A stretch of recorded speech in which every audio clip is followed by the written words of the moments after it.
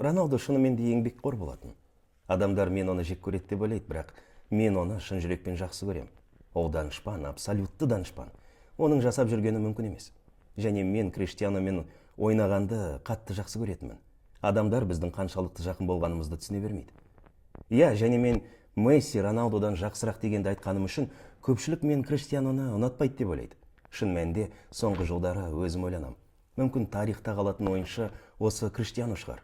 Өйткені сол кездерден бастап әлі де жалғастырып келеді. Соңғы 3 маусымда ол, қателеспесем, Саудияда үздік сұрмерген болды. Данияр братан екеуміз осында контент жасап жатырмыз. Негізі Бәке өзің қандай проекттер жүргіздің, алдыңға айтып жүрші, мен бір шок болып қалғам, бір Ханзада Жумонг деген сіз бе? Ханзада Жумонг болдық, Сұлтан Сүлейман болдық, қазір көсем жүріп жатыр, Қарадайы, в общем, көп Қара Севда, ана махаббат нелерді жақсы көретіндер, тарихи бәрін соның оқыдық.